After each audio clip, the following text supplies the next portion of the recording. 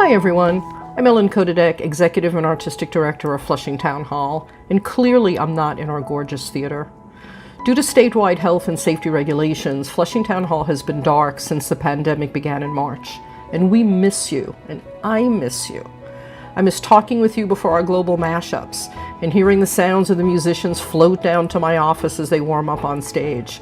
I miss seeing hundreds of school kids' faces light up as they experience theater for the very first time. And I miss joining you in viewing new artwork in our gallery. Although we haven't been able to see each other in person, we've still stayed connected virtually through our Flushing Town Hall at Home programs. Maybe you're a jazz lover, listening to our monthly virtual Louis Armstrong Legacy Jazz Jams. Maybe you're a student, or a teacher, or a parent, virtually learning Colombian music, or Chinese dance, or pop-up books through our Global Arts for Global Kids program. Maybe you're an artist, learning from our expert staff how to write a grant and learn new online technologies. Or maybe you even move the furniture and dance during our virtual dance camps or Diwali festival. And maybe you even submitted your own artwork during our Call and Response Grief, Resiliency, and Hope outdoor community art exhibition. I could go on and on. In total, over the past months, Flushing Town Hall has offered 187 unique educational, arts and cultural events and experiences, each one allowing us to stay safe, stay connected, and weather the storm together.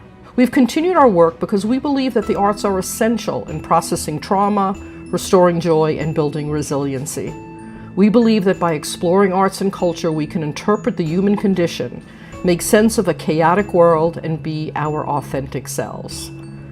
Flushing Town Hall knows that you believe that too, because over 25,000 of you have joined us online from your living rooms throughout New York City. In Flushing, Forest Hills, Manhattan, Brooklyn, the Bronx, and Staten Island, in Long Island and upstate New York and Connecticut, and even from Italy, Australia, New Zealand, Germany, Guyana, and the UK. So thank you. Thank you to all the incredible jazz musicians who recorded music in their garages and submitted it to our jams. Thank you to all the artists who created new artwork for our outdoor exhibit. Thank you to all of our school students who made instruments and dance props from anything at hand to play alongside our master teaching artists. Thank you to our senior audiences who learned how to get on Zoom for the first time in order to stay connected to our community. Throughout all the challenges of the moment, you have been there with us. No artwork nor song can change the past, but we believe the arts can help us build resilient, diverse communities. For 42 years, Flushing Town Hall has honored, celebrated, and connected our diverse community through the arts. Together, we are rebuilding a more resilient, inspired, and courageous community. Please join us in this mission. Please make a gift today to Flushing Town Hall. Thank you.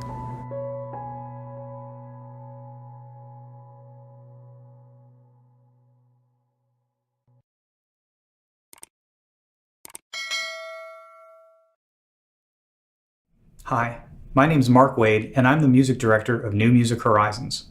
I want to welcome you to tonight's concert at Flushing Town Hall Online. As usual, my trio will be performing tonight. But before we get to that, we're going to be presenting the music of guitarist Bruce Arnold. Bruce is an eclectic player who takes inspiration from a wide variety of sources. His program tonight includes Bach, the blues, and beyond. He's also been working on a very special configuration of music here, but I'll let Bruce say a few words about that. Here's Bruce. Hi, I'm Bruce Arnold, and welcome to the Flushing Town Hall concert series this fall. I'm very honored to be a part of this series, and I got kind of an unusual program for you. I'm going to be playing classical guitar and drums at the same time. Drums is going to be bass, drum, and hi-hat, and playing the guitar as usual. This is pretty unusual for me, considering I've never really played classical guitar, nor have I ever played drums. But this has a little backstory to it. Starting in about May of the pandemic, I just had this urge to play an acoustic instrument. So thanks to Yamaha guitars, I got a classical guitar, and that was really what I was hearing. I'm kind of known for being the guy who plays all this crazy electronic stuff, but there was something in me that wanted to have some acoustic sounds. And on top of that, throughout my career as a musician, I've always played with drummers like 2 or 3 times a week, actually a lot of times just as duets. And so I decided that I wanted to play drums because I was going a little nuts not having a drummer around. So I combined both of them, and that's basically the concert you're going to hear from me this evening, is me playing my original compositions and using drums and classical guitar. So to start off this evening, I'm going to do a couple Bach chorales. And the reason for that is basically comes from my heritage going back to, the holidays, and I grew up as a Lutheran, so I would go to church and, sing these various hymns. So it's really part of this time of year that I would, I hear that kind of music. And I've also been working on the Bach chorales. Leave it to Bruce to want to arrange all of them for guitar. They're all playable on the guitar. I mean, you might have to change a note up or down an octave, but basically they're all playable, which is just unbelievable that is true. They're not easy to play, but they're all work perfectly on the guitar. So that's one reason. Another reason why I've been arranging them all for classical guitar. I'm up to about 150 out of 400 and some, so I got a ways to go. But you're going to hear 2 pieces here that are basically world premieres. They've never been played on a classical guitar. I arranged them, so this is something pretty unusual. And the pieces are interesting too. The first piece is a chorale 1.6 BWV, and that's part of a cantata, but it was also written during the time of the plague in the 1500s. So it kind of fits in with the current situation. And then the second one, also written during the plagues of the 1500s, this one by Martin Luther wrote the text, is also, if you read the words, it's about bringing the world together, and again, written during a pandemic. So what a perfect project for having to stay home for a year during this COVID pandemic. So it really worked out in so many different ways, and I hope you enjoy them.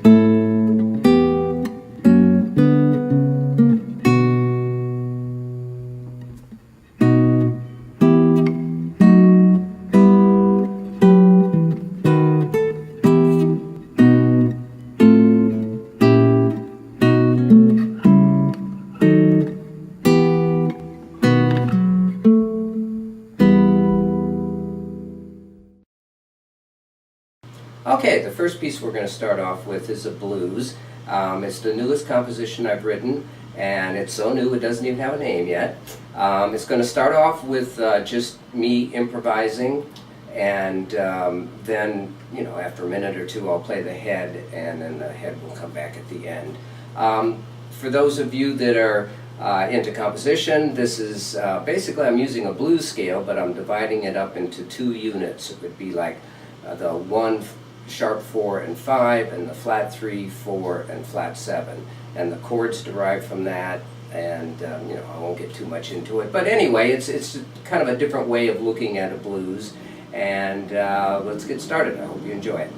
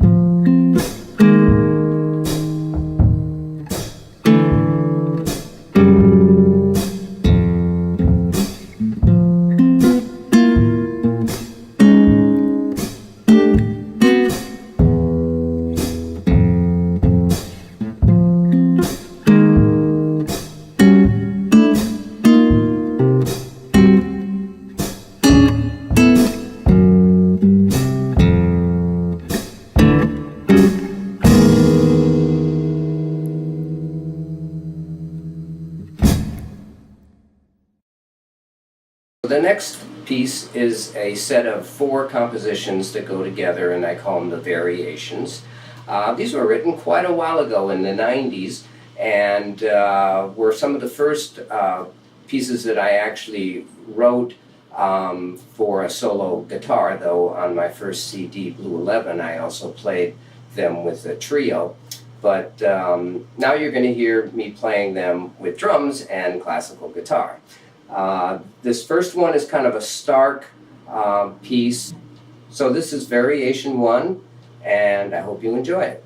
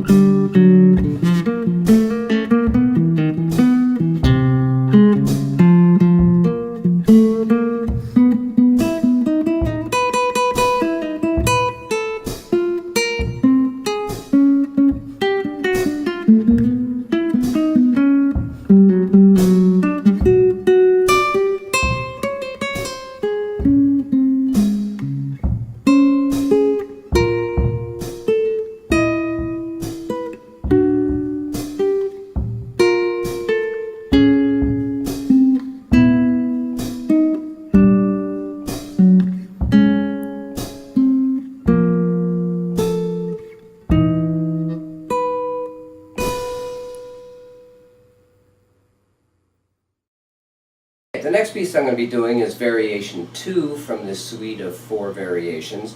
And this is an interesting one because I'm taking this structure of a half step and a fourth and I'm starting to combine them together and overlap them, which gives you a very pretty melody and a short little improvisation, and that's pretty much it for this one.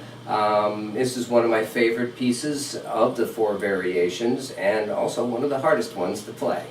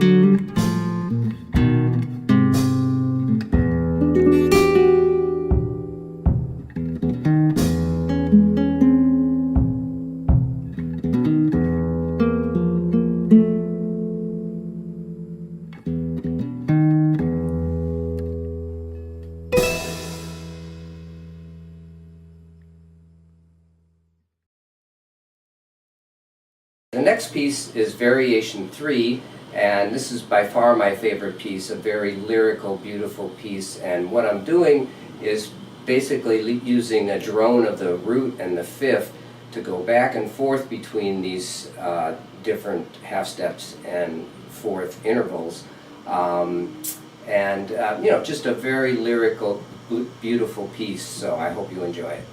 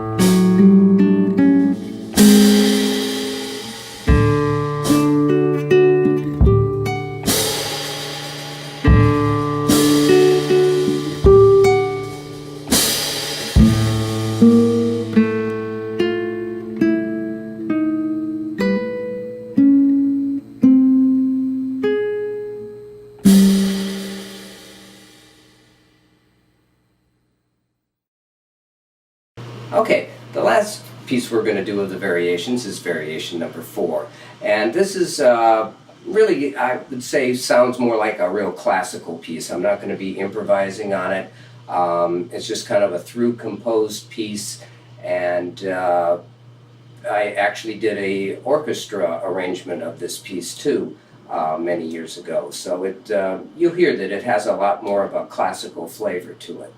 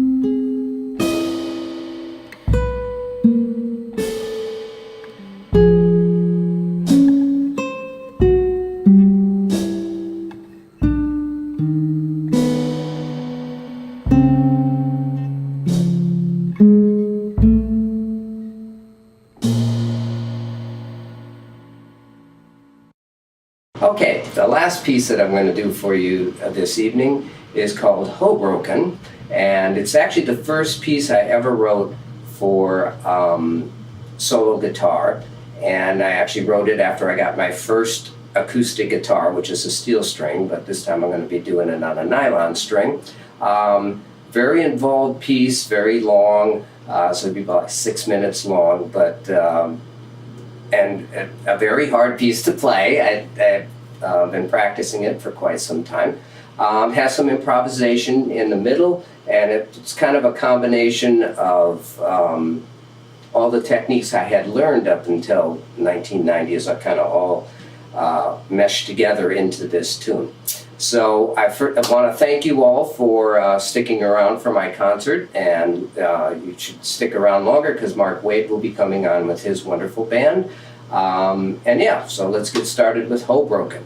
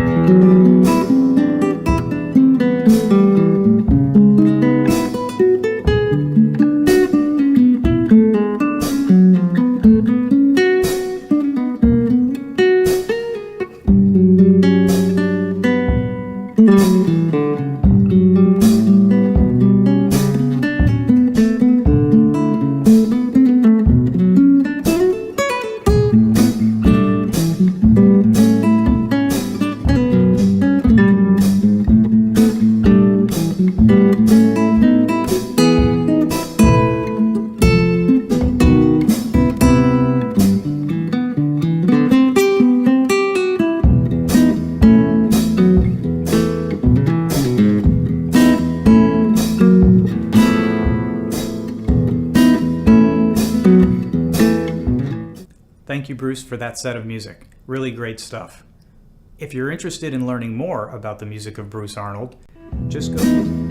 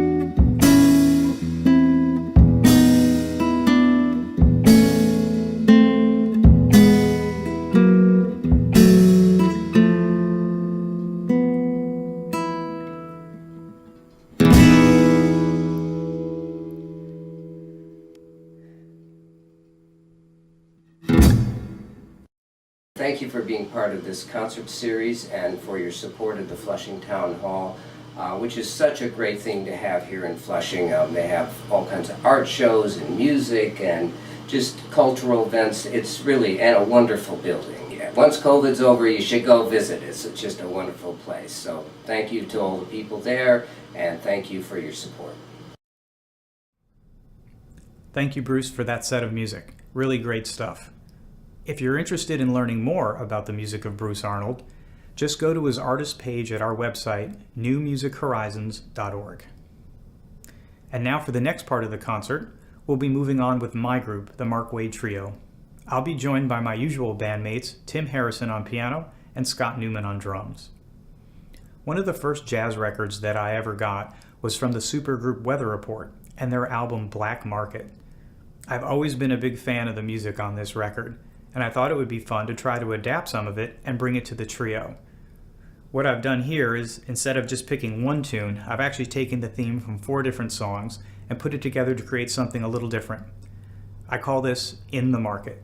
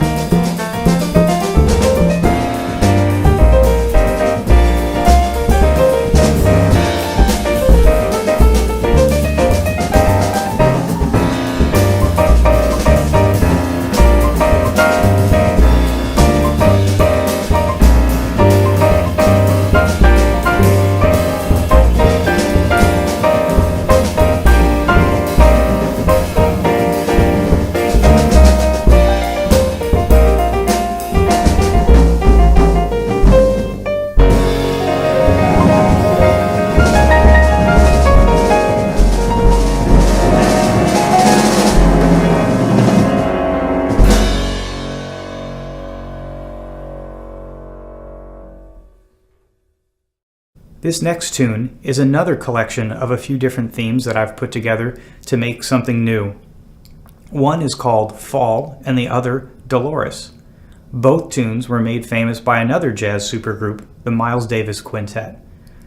I've paired these two with an original theme of my own to create a tune called Falling Dolores.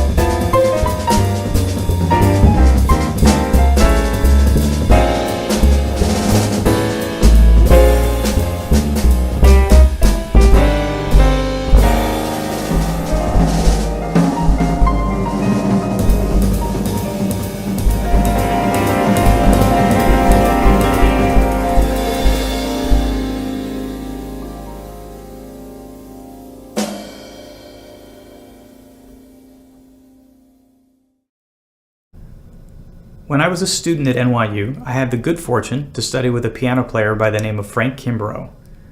Frank is currently the piano player for the Maria Schneider Orchestra, one of the most famous big bands on the planet. I've always turned to Frank's music for inspiration, and I've turned to a song of his called Eventualities for this next number that I call a simple song.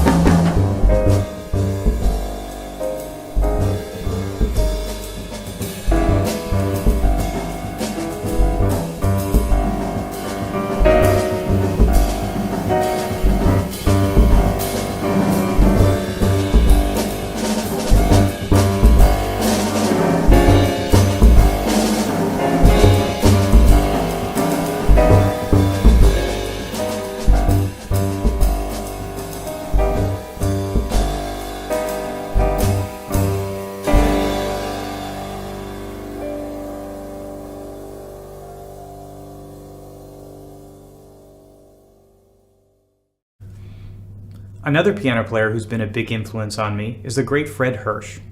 Now, I happened to be driving to a gig one day, and one of Fred's tunes came on the radio that I hadn't heard in a long time. It was a bluesy number called Swamp Thing off one of his live records from a number of years ago. And I was so inspired by it that I thought maybe I could take something from that and write something of my own. Now, I happened to be driving past Piscataway, New Jersey on the highway as the tune came on the radio, and so in honor of that moment, and in honor of Fred Hirsch, I'd give to you Piscataway Went That Away.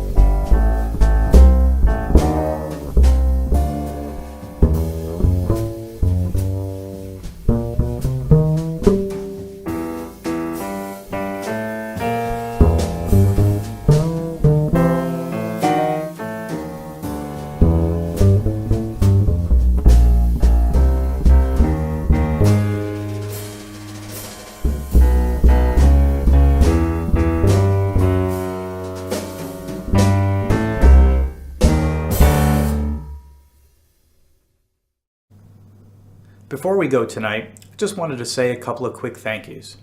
First, thank you to Bruce Arnold for his great first set of music to start off the concert. Secondly, I'd like to say thank you to the Queen's Council on the Arts, whose funding helped make this series possible. And last, but certainly not least, our friends at Flushing Town Hall, and for all their help that they've given us over the years to getting this music out there. Now, for the last song that you'll hear tonight, I take loose inspiration from that great Miles Davis quintet from the 60s that I mentioned before. This one isn't specifically based off any particular tune, but kind of a collection of ideas from and impressions from particularly a record called Miles Smiles, another record that was one of the first that I added to my collection. This is a tune called I Feel More Like I Do Now. Thanks again for listening.